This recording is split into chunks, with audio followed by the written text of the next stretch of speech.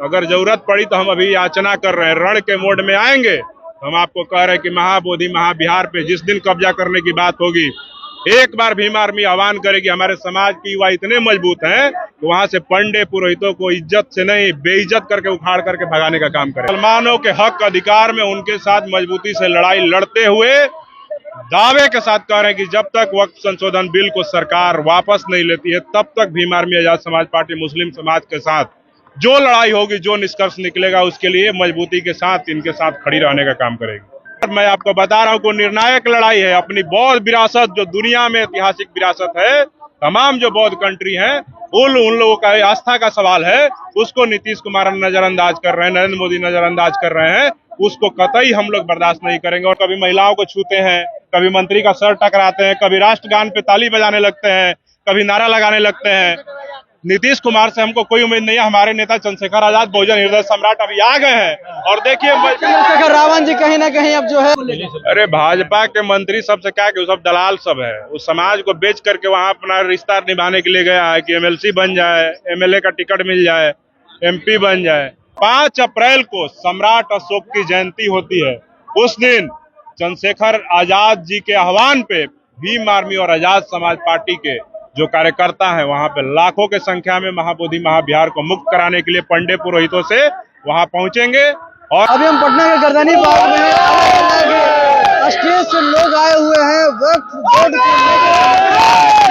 आप देख रहे होंगे तमाम क्रांतिकारी कहा जाए और साफ तौर पे आजाद समाज के दिग्गज नेता हैं, वो सभी लोग आए हुए हैं। लोग जो है वक्फ बोर्ड बिल को जो है कहीं ना कहीं समर्थन कर रहे हैं।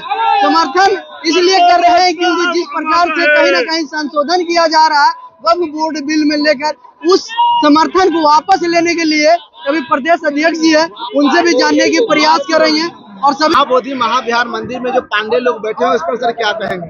देखिए, जिस प्रकार से वक्फ संशोधन बिल के खिलाफ भीम आर्मी आजाद समाज पार्टी महत्वपूर्ण लड़ाई लड़ रही है और मुसलमानों के हक अधिकार में मजबूती के साथ खड़ी है, उसी प्रकार से महाबोधि महाविहार आंदोलन में हमारे भीम आर्मी के नेता, हमारे जिला अध्यक्ष सौरभ राज, उनकी पूरी टीम मजबूती के साथ उस आंदोलन में पहले दिन से खड़ी है। मैं भी वहां 2-2 बार गया हूं, हमारे राष्ट्रीय अध्यक्ष जी भी 2-2 बार गए हैं। और 5 अप्रैल को सम्राट अशोक की जयंती होती है। उस दिन चंद्रशेखर आजाद जी के आह्वान पे भीम आर्मी और आजाद समाज पार्टी के जो कार्यकर्ता हैं, वहां पे लाखों के संख्या में महाबोधि महाविहार को मुक्त कराने के लिए पंडे पुरोहितों से वहां पहुंचेंगे। और मैं आपको बता रहा हूं कि निर्णायक लड़ाई है। अपनी बौद्ध विरासत, जो दुनिया में ऐतिहासिक विरासत है, तमाम जो बौद्ध कंट्री हैं, उन लोगों का आस्था का सवाल है, उसको नीतीश कुमार नजरअंदाज कर रहे हैं, नरेंद्र मोदी नजरअंदाज कर रहे हैं। उसको कतई हम लोग बर्दाश्त नहीं करेंगे। और मैं आपको दावे के साथ कहता हूं, वो लड़ाई हम लोग छीन करके लेंगे। और महाबोधि महाविहार हमारा हक है, बौद्धों का है, वो किसी पंडित पुरोहितों के कब्जे में नहीं रहेगा। अभी संवैधानिक लड़ाई चल रही है। जरूरत पड़ी, जो अयोध्या में कार सेवक और फलाना ढिमकाना करके मस्जिद गिराए ना, अगर जरूरत पड़ी तो हम अभी याचना कर रहे हैं, रण के मोड में आएंगे। हम आपको कह रहे हैं कि महाबोधि महाविहार पे जिस दिन कब्जा करने की बात होगी, एक बार भीम आर्मी आह्वान करेगी। हमारे समाज की युवा इतने मजबूत हैं कि वहां से पंडे पुरोहितों को इज्जत से नहीं, बेइज्जत करके उखाड़ करके भगाने का काम करेंगे।